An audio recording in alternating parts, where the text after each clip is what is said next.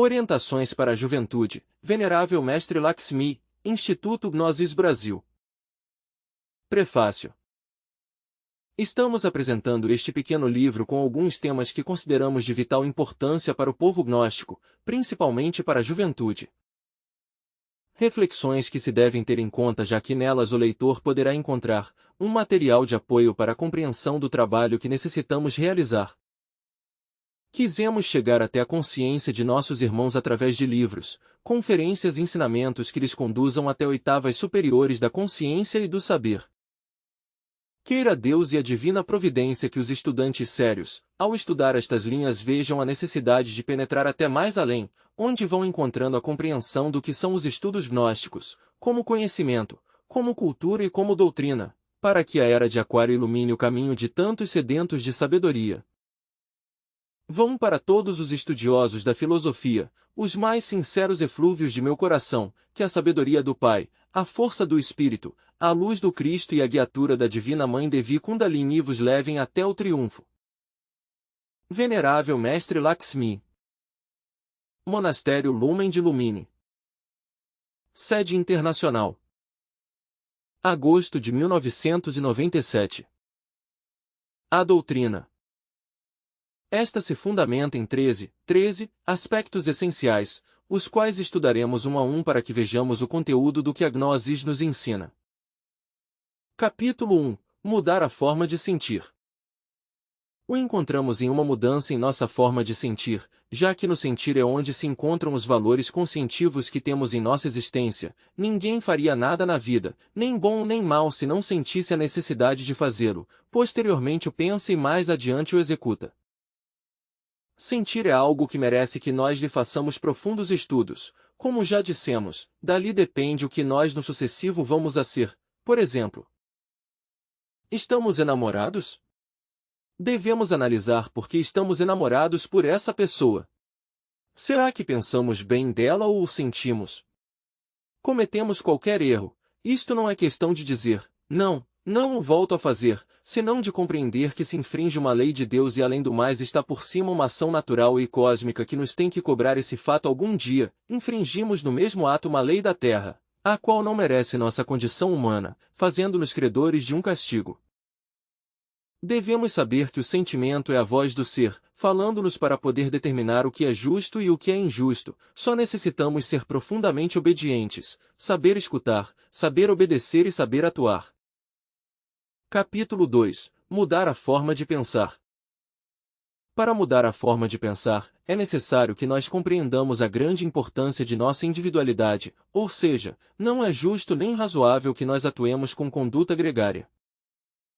Assim como na infância estamos recebendo informação para nossa formação, assim também na adolescência estamos formando nossa particularidade, portanto de nós depende que classe de pessoas seremos já quando adultos. Temos que ter ordem no que pensamos. Se alguém de quem nos rodeia pensa mal do que aspira a ser, isso é questão dele, não nossa. Do que pensamos que somos e que devemos ser depende o triunfo ou a derrota na vida. A individualidade é aquilo que se forma em nós como um centro de gravidade, ou seja, que podemos manejar por nosso próprio comportamento ou conduta, deixando que nossa consciência e vontade sejam as que determinam qual é nosso comportamento, que não seja que se outra pessoa atua mal, nós fazemos igual, que se outra pessoa não atua, nós tampouco, porque a nossa vontade é a que nos move a fazer nosso próprio caminho e nossa própria vida. O homem sempre deve pensar em pós do triunfo, em pós de algo que o há de conduzir a que em sua maturidade seja uma pessoa de bem, capaz de ensinar com sua vida e seu exemplo. Capítulo 3. Nossa forma de atuar. O atuar se faz em pós de uma determinação tomada com premeditação, ou seja, que raras vezes na vida se atua sem uma análise prévia. Quando a pessoa atua em algo, deve estar baseado em 3 coisas. 1. Na necessidade de fazê-lo. Esta necessidade pode ser de como ganhar a vida. Nisso deve atuar a consciência para fazê-lo honestamente. Toda ação deve estar dirigida pela compreensão, pela consciência e pela retidão. 2. Toda ação em nossa vida devemos fazê-la por um impulso ou necessidade na qual prive nossa vida, ou seja, que se uma pessoa faz algo mal, não lhe reste dizer, que me mandaram fazê-lo, porque isso estaria determinando que é uma pessoa incapaz de atuar por si mesma. Se faz uma coisa bem e as multidões criticam, que não lhe dê temor porque está atuando por sua própria convicção. 3. Procurar que suas ações sejam benéficas para si mesmo, benéficas para alguém, para seus semelhantes e de agrado a seu ser, a vida. Toda ação deixa em nós 3 características. 1. O valor do que fizemos. 2. O benefício prestado a nós ou a alguém. 3. O dharma ou karma por tê-lo feito bem ou por tê-lo feito mal. Não esqueça, querido irmão, que a alma é um conjunto de valores adquiridos em nossa existência por nossas boas obras. Capítulo 4. Mudar nossa forma de viver. Isto é algo que exige ter uma responsabilidade frente a nosso corpo, frente a nossos semelhantes e por lógica frente a Deus. 1. A pessoa que descuida sua apresentação pessoal está indicando que é um irresponsável consigo mesmo, um desordenado. 2. A pessoa que descuida seus deveres convertendo-se em carga para outros, pois determina o abandono, a irresponsabilidade e portanto a incapacidade de conduzir seu próprio destino. 3. A pessoa que se deixa arrastar pelos demais, atuando incorretamente, sem importar-lhe a conduta que deve ter, é uma pessoa sem futuro, é como a pandorga que o vento leva.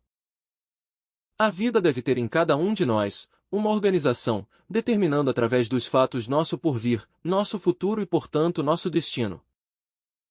Há que aprender a viver, há que aprender a gozar e há que aprender a sofrer.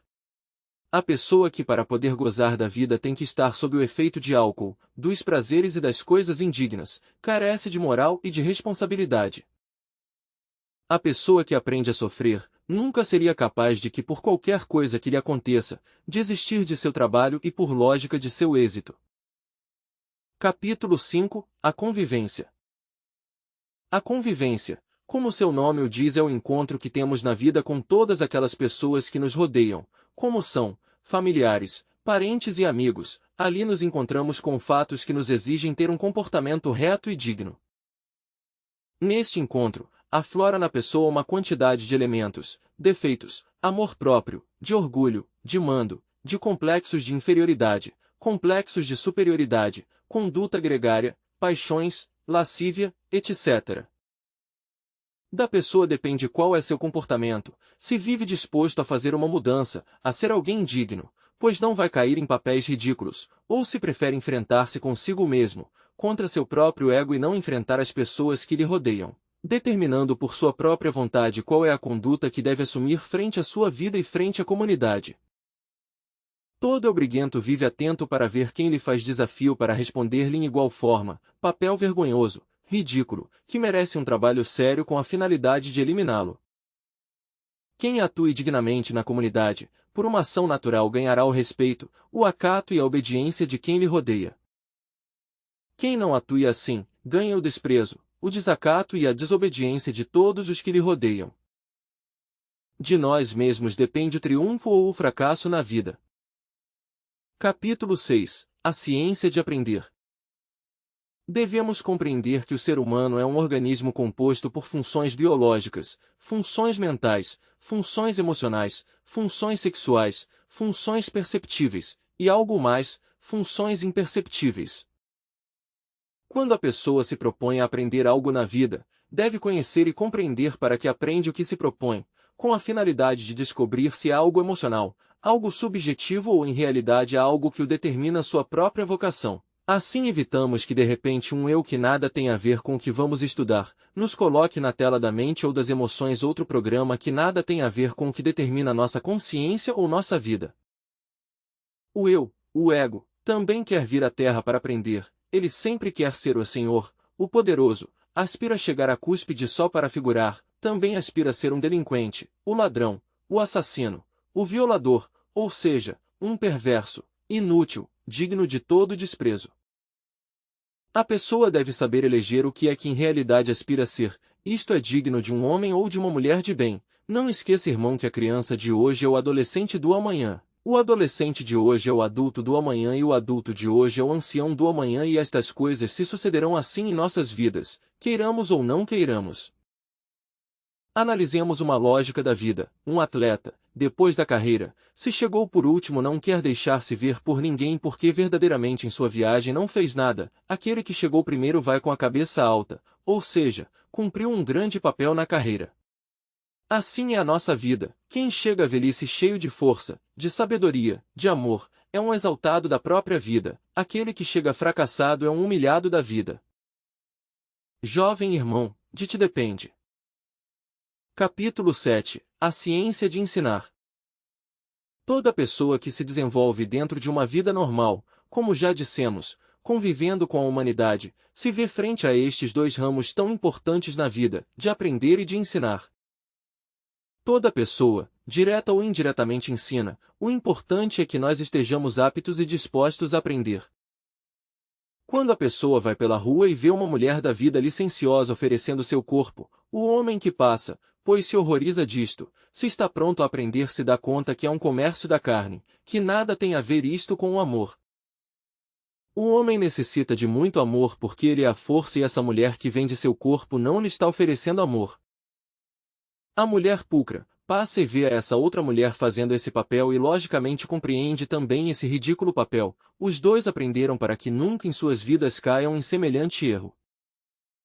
Assim mesmo, quando a pessoa vê a qualquer pessoa cometendo delitos, isto não é para criticá-lo, é para aprender que isso não se deve fazer. Também quando vemos as pessoas que fazem o bem, deles há muito que aprender para nós enriquecermos nossa vida.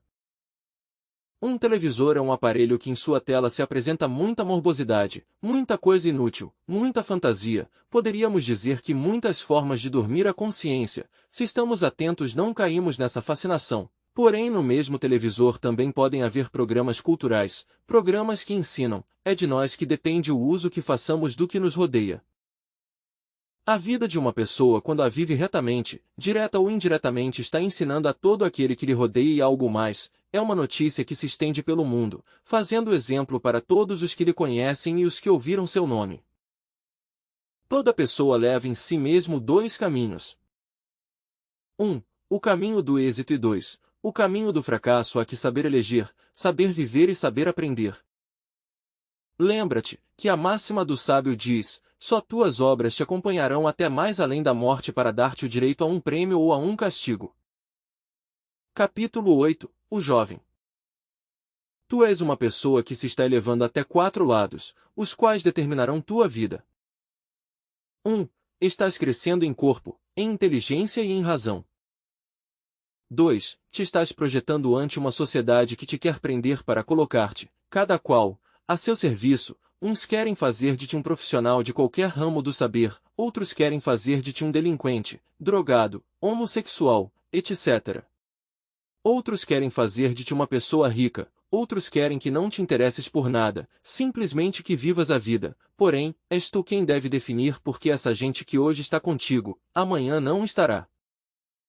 3. És uma pessoa, que ante ti tens umas leis de Deus para cumprir e uns códigos dos homens para cumprir, tens religiões que te mostram caminhos, tens partidos políticos que te mostram triunfos. Observa tudo isto e localiza-te em teu lugar, não no lugar de ninguém. Nem permitas que ninguém se coloque no teu lugar, esse lugar em que tu estás é teu, faça-o respeitar e respeita-o. 4. Frente a ti, que hoje é só tu, amanhã será uma família. Deves saber eleger e determinar qual é o passo que vais dar. Lembra, que teu triunfo vai ser o triunfo de uma família do amanhã, teu fracasso será o fracasso de uma família do amanhã. A filosofia da vida nos ensina que toda dificuldade que nos é apresentada no caminho e a vençamos, é uma porta que nos abre diante do triunfo da própria vida. Tu és um Deus em potencial, cumpre as leis e chegarás a ele, porém não esqueças que também és uma sombra, e que se em ti não nasce a luz, a sombra será habitada pelas sombras nas quais se desenvolvem as hordas do abismo. Capítulo 9. O caminho. Este é um processo da vida, o qual devemos viver por uma ação natural. Foi dito muitas vezes que uma pessoa pode nascer paralítica e nunca chegar a caminhar. Sem dúvida esse é seu caminho. A pessoa pode percorrer o mundo em que anda e nunca conhecer o caminho em que vive. O caminho é algo muito íntimo, algo muito pessoal. Portanto devemos viver em uma constante na que nossos atos e nossas obras vão adoçando e hastear nossa existência como testemunho da presença de um Cristo. Redentor que viaja por sua via crucis, que não é outra coisa mais que a renúncia que nós devemos fazer de tantas coisas que nos sobram e a aquisição de tantas coisas que nos faltam. O caminho de cada um de nós é aquele que marca as pautas para cada passo que devemos dar em uma existência física e em uma existência espiritual. O caminho nos conduz ao triunfo da vida humana e à glória da vida do espírito. Nunca intentes viajar pelo caminho de outros, nem nunca convides a outros para que viajem em teu caminho, porque por parecidos que sejam esses caminhos, nunca são iguais. Cada caminho conserva entre si os passos que vai dar esse faquir que o percorre. Vive teu caminho em 4 aspectos. 1. Na fé. 2. Na constância. 3. Na vontade. 4. No amor. Capítulo 10. Os 5 centros. Cada um destes centros tem uma inteligência individual, a qual trabalha em concordância com a vida da pessoa. Um jovem deve dar a cada um destes centros certos alimentos ou estímulos que de forma individual necessitam. Por exemplo, o centro pensante necessita de certas atitudes que a pessoa deve ter. Este centro por si só não pode estar quieto, porque ele é vulnerável ante a presença dos diferentes eus pensadores. Então a pessoa necessita da inspiração. Esta inspiração deve estar fundamentada em uma disciplina que se deve fazer baseado na boa música, nas paisagens, na boa leitura, nas boas conversações, etc. O centro motor necessita dar-lhe a atenção que merece, justa e disciplinada. Por exemplo, as caminhadas ao ar livre, a natação, certos desportos como o basquete, o vôlei, o futebol, exercícios suaves e coordenados, evitando as grandes queimas de energia. O centro emocional necessita de bons concertos de música clássica, música folclórica, combinando isto com muito boa localização. O centro instintivo necessita que a pessoa tenha mística, que faça muita oração, relaxamento, reflexão. O centro sexual deve ter uma educação, evitando que a mente entre para determinar sobre a atitude que deve ter o centro sexual. É necessário que o sexo, ao produzir sua energia, esta seja empregada em boa transmutação, pranayamas, mutação inspirada nos grandes fatos da vida. Lembre, irmão leitor, que o único centro do corpo que gera energia para nossa regeneração é o centro sexual. Portanto, se o sexo degenera, degenera a pessoa, e se a pessoa degenera, a lógica nos mostra que é impossível sua regeneração. O cérebro pensante, o cérebro motor e o cérebro emocional devem manter uma constante para que o corpo e a alma se fusionem com Deus. Capítulo 11. Transmutação para solteiros. É indispensável que a pessoa que aspira a chegar à cúspide dos estudos gnósticos se faça casto. Para isto tem que aprender a aproveitar todos os momentos de sua vida, para educar sua mente, para educar seus sentidos e logicamente para aproveitar suas energias. Portanto, não seria lógico que, se o corpo produz energia de momento a momento, a pessoa não faça senão 1 ou 2 transmutações no dia. Necessita-se que cada vez que sinta seu corpo cheio desta energia, faça respirações profundas, combinadas com oração à Mãe Divina, pedindo-lhe ajuda. É necessário que a pessoa estude o livro amarelo do Mestre Samael, onde fala do pranayama. Também é necessário que a pessoa para estes trabalhos se retire sozinho a um lugar, coloque suas mãos na cintura, com os pés abertos 30 centímetros, Fig 01, comece a fazer flexões, baixando exala, Fig 02, e ao subir inala, Fig 03. Imaginando que a energia sobe pelo cóccix ao cérebro, este exercício deve ser por 30 vezes. Logo coloca-se as mãos entrelaçadas atrás da cabeça, Fig 04, e começa a dar saltos alternando as pernas, primeiro com o pé direito para frente, ao saltar cruza o esquerdo na frente e o direito atrás, Fig 05. Quando sobe no salto toma ar, quando baixa exala, se fazenda por 30 vezes. Logo deita de boca para cima, coloca as mãos estiradas ao lado do corpo e faz 30 respirações tomando o ar pelo nariz e exalando pela boca, imaginando que sua energia ascende. Esse exercício deverá ser feito 1 vez pelo dia e 1 vez pela noite. Depois de feito, estenderá as mãos horizontalmente, abrirá os pés 30 centímetros formando uma estrela e meditará em sua divina mãe Kundalini, pedindo-lhe a graça de sublimar suas energias e purificar seu centro pensante e seu centro sexual. É conveniente que a pessoa faça pelo menos 2 vezes na semana o cozimento de losna, arruda, artemísia, hortelã, canela. Se não consegue todas as plantas, se faz com as que consiga. Estes banhos devem ser feitos não muito quentes nem muito frios. Deve-se carregar uma bolsinha com enxofre nos sapatos, a qual se tem agregado 3 gotas de aça fétida e deve receber diariamente defumações de benjuí e estoraque. Capítulo 12. Trabalhos místicos. Todo aspirante aos estudos gnósticos deve encarnar a devoção e a mística. Todas as manhãs deve ficar de pé no nascer do sol, colocar as mãos estendidas até o sol e orar a seguinte oração de coração: próspero tanto no físico como no espiritual, porque o Mestre está comigo e assim o quero, 7 vezes. Nas noites, preferivelmente estreladas, levantar as mãos para o firmamento tratando de sentir que pelas gemas dos dedos entra a vibração de todos esses corpos celestes e diz: força maravilhosa do amor, avivai meus fogos sagrados para que minha consciência desperte. 7 vezes. Elejo eu que mais dano lhe esteja causando e todos os dias sozinho em um lugar, fique olhando no espelho sem piscar e diga-te: alma minha, tu deves vencer pela vontade e pela compreensão, tal demônio que está me causando dano. Nomeia o demônio, isto se fazenda por 10 minutos, e termina com a seguinte oração: mãe minha, Devi Kundalini, tu que fazes que Osíris triunfe de seus inimigos, colhe também em teus laços a este meu demônio, nome do eu, que está me causando tanto dano e que minha vontade e minhas forças não puderam desintegrar. Só tu, mãe bendita, com tua lança ígnea e a força que me dás, o desintegrará. Amém, amém, amém. O discípulo se sentará ou deitará comodamente orando a sua mãe, meditando em sua mãe e sentindo que dentro de si esse demônio se desintegra. O discípulo gnóstico todos os dias deverá adorar a sua divina mãe natureza, começar por sentir-se ser o ar, sentir-se ser a terra, sentir-se ser a água, sentir-se ser o fogo. Assim conseguirá sublimar por seus elementos muitas energias que lhe podem tornar negativas.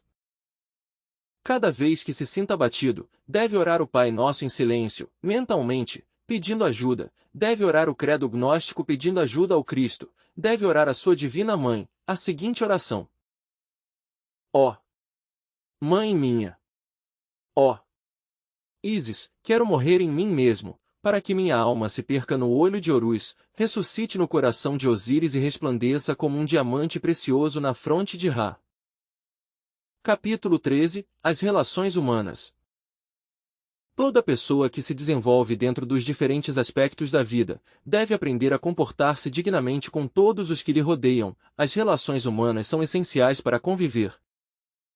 Toda pergunta deve ter uma resposta. Toda resposta deve ser dada baseando-se no essencial da pergunta. Quem sabe se comportar de forma nobre e compreensível com os que lhe rodeiam, ganha um ambiente natural, um carinho nobre e sincero das pessoas. Aprendendo que a palavra nobre e sincera embalsama um ambiente de ternura e amor, a palavra discordante e agressiva murcha as flores de loto que circundam a aura das pessoas, ou seja, não danifica a ninguém, depende com o tom de voz e com a doçura que o diga. Quem na conversação não cuida que a palavra fira a suscetividade dos congregados, destrói a harmonia e a conversação se torna fastidiosa e discordante. Quem na reunião para tomar a palavra faz alusão a todos os congregados, com seu devido respeito, consegue que todos lhe prestem atenção, porém quem se dirige na conversação a uma só pessoa ignorando aos demais, desarmoniza e não consegue que lhe prestem atenção. A vida nos ensina que toda pessoa, por fato de ter uso da razão, deve ser respeitada, deve ser escutada e, se as circunstâncias o merecem, deve ser ensinada. Quando uma pessoa não está de acordo conosco em determinado assunto, devemos compreender que essa pessoa não compartilha isso conosco, porém que em todas as demais áreas da conversação e da comunidade está totalmente de acordo. Lembremos que todo ser humano goza de 7 liberdades dadas por Deus. 1. Livre-arbítrio. 2. Uma forma de pensar. 3. Uma forma de sentir. 4. Uma forma de ser. 5. Uma forma de compreender. 6. Uma forma de falar. 7. Uma forma de discordar. Em ocasiões uma pessoa entende um assunto ou um ensinamento, porém se o vai expressar não o faz bem. Quando se entende todas estas características próprias das pessoas, compreende que a toda pessoa deve-se aceitá-la como é. Para que nós nos relacionemos corretamente na família, com a mãe, com o pai ou com os irmãos, devemos vê-los e escutá-los como são e não de outro modo porque haveriam problemas. Igual acontece com a comunidade ou com a sociedade em que nos desenvolvemos. Cada qual é o que é por três coisas. 1. Pelo raio ao qual pertence. 2. Pelo signo zodiacal ao qual pertence. 3. Pelo nível de evolução que tem. Isto nos mostra que a nossa missão é ensinar para que a humanidade mude, porém nunca tentar mudar a ninguém. Jovem inquieto, revolucionário, inteligente, intrépido, abra caminho em meio das turbulências da vida, para conseguir o triunfo, porém não tente abrir caminho para outros porque seria tentar andar o caminho de outros. Anda teu caminho, anda o bem que esse te conduzirá a teu triunfo. Reflexões. No amanhecer do universo, todas as pessoas viam passar os dias como fenômenos de atividade e viam passar as noites como fenômenos de inatividades, como em realidade deveria ser. Conhecendo mais profundamente o fenômeno da vida, podemos compreender que isto era unicamente para o equilíbrio da vida cotidiana, porém a vida, aquela que se move dentro de todos os fenômenos ou criaturas que existimos, ela tem uma constante que se vê à simples vista. Dormimos? O coração trabalha, descansamos, o coração trabalha. Pareceria que para o Cristo nunca há um descanso porque ele em si mesmo é o movimento que alimenta os organismos, os mundos e os sistemas, que viveu e conviveu com as diferentes humanidades de todos os tempos, presenciou a queda dos deuses, presenciou a regeneração dos demônios. Sem dúvida ele, expressado em todas as criaturas, permaneceu cumprindo essa missão inata e inesgotável, missão não compreensível para nós mortais, de dar amor a todas as criaturas, de dar força aos mundos para que alberguem suas bilhões de criaturas e de dar luz às trevas. Tem-se visto milhões de criaturas que lhe perseguem, lhe maltratam e lhe matam. Porém, que fenômeno tão extraordinário vemos em ele, sempre tem uma palavra à flor dos lábios para os arrependidos. Meu filho, levanta-te e anda. E algo mais, nem eu te condeno, não mais. Não peques mais. Sublimes mensagens pronunciadas por quem tudo sustenta, bastaria um instante em que ele pronunciasse outras palavras para que dos sistemas e todas suas criaturas não ficassem pedra sobre pedra. Pai, perdoa-os porque não sabem o que fazem, palavras justas para quem desconhece a mensagem crística, porém palavras de sentença para os que lhe conhecemos, para os que lhe acompanhamos, lhe conhecemos em sua via crucis, lhe conhecemos em sua doutrina e conhecemos seu rosto inefável. Esse rosto martirizado por tantas idas e vindas, tantos gratos e ingratos momentos, rosto imaculado que devíamos tê-lo no altar como testemunho da presença dele. Sabes qual é esse rosto? Não o identificou? O rosto do Senhor. Talvez não o tenhas feito pela triste razão que há muitos outros malévolos, elementos que se vestem com esse rosto do Senhor, que roubam, que assassinam, que violam com esse rosto, não mais que para que acusem a ele de perverso e assim Pilatos pode sentenciá-lo à morte. Aquela morte originada por tantos látegos, agressões e atropelos daqueles que não o conheceram, daqueles que violaram seus direitos, daqueles que injustamente lhe caluniaram. Esse Jesus de adorável rosto, de mãos estigmatizadas, de têmporas medidas pelos espinhos, de lábios estremecidos, querendo expressar os mais sublimes ensinamentos para que nós, vis mortais, nos reconhecêssemos a nós mesmos e exclamássemos, somos um com ele, somos ele, somos ele, somos ele. Esse rosto é aquele que tu tens. Venerável Mestre Lakshmi.